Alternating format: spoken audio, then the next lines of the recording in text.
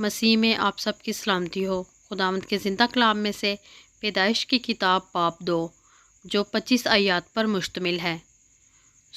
آسمان اور زمین اور ان کے کل لشکر کا بنانا ختم ہوا، اور خدا نے اپنے کام کو جسے وہ کرتا تھا 7ویں دن ختم کیا، اور اپنے سارے کام سے جسے وہ کر رہا تھا 7ویں دن فارغ ہوا۔ اور خدا نے 7ویں دن کو برکت دی اور اسے مقدس ٹھہرایا، کیونکہ اس میں خدا ساری کائنات سے جسے اس نے پیدا کیا اور بنایا فارغ ہوا۔ یہ ہے آسمان اور زمین کی پیدائش جب وہ خلق ہوئے، جس دن خداوند خدا نے زمین اور آسمان کو بنایا۔ اور زمین پر اب تک کھیت کا کوئی پودا نہ تھا، اور نہ میدان کی کوئی سبزی اب تک اگی تھی، کیونکہ خداوند خدا نے زمین پر پانی نہیں برسایا تھا، اور نہ زمین جوتنے کو کوئی انسان تھا، بلکہ زمین سے کوہر اٹھتی تھی اور تمام روئے زمین کو سیراب کرتی تھی۔ اور خداوند خدا نے زمین کی مٹی سے انسان کو بنایا اور اس کے نتنوں میں زندگی کا دم پھونکا، تو انسان جیتی جان ہوا۔ اور خداوند خدا نے مشرق کی طرف عدن میں ایک باغ لگایا اور انسان کو جسے اس نے بنایا تھا وہاں رکھا۔ اور خداوند خدا نے ہر درخت کو جو دیکھنے میں خوشنما اور کھانے کے لیے اچھا تھا زمین سے اگایا، اور باغ کے بیچ میں حیات کا درخت اور نیک و بد کی پہچان کا درخت بھی لگایا۔ اور عدن سے ایک دریا باغ کے سیراب کرنے کو نکلا، اور وہاں سے 4 ندیوں میں تقسیم ہوا۔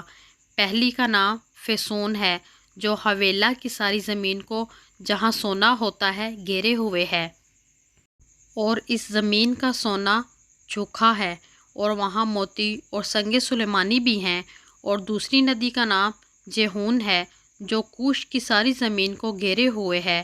اور تیسری ندی کا نام دجلہ ہے، جو اسور کے مشرق کو جاتی ہے۔ اور چوتھی ندی کا نام فرات ہے۔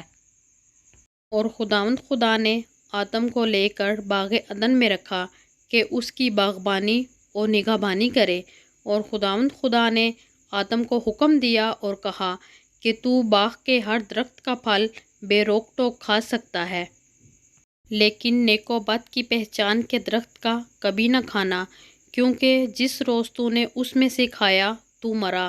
اور خداوند خدا نے کہا کہ آدم کا اکیلا رہنا اچھا نہیں، میں اس کے لیے ایک مددگار اس کی مانند بناؤں گا۔ اور خداوند خدا نے کل دشتی جانور اور ہوا کے کل پرندے مٹی سے بنائے، اور ان کو آدم کے پاس لایا کہ دیکھے کہ وہ ان کے کیا نام رکھتا ہے۔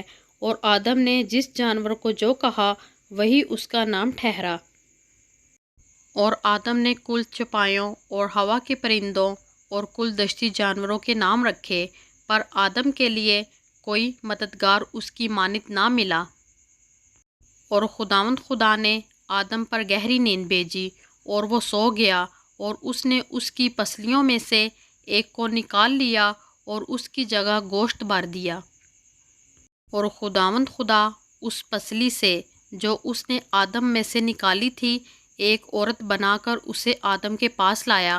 اور آدم نے کہا کہ یہ تو اب میری ہڈیوں میں سے ہڈی اور میرے گوشت میں سے گوشت ہے، اس لیے وہ ناری کہلائے گی، کیونکہ وہ نر سے نکالی گئی۔ اس واسطے مرد اپنے ماں باپ کو چھوڑے گا اور اپنی بیوی سے ملا رہے گا، اور وہ ایک تن ہوں گے۔ اور آدم اور اس کی بیوی دونوں ننگے تھے اور شرماتے نہ تھے۔ خداوند کے زندہ اور پاک کلام میں سے پڑھا اور سنا جانا ہم سب کے لیے باعث برکت ہو، آمین۔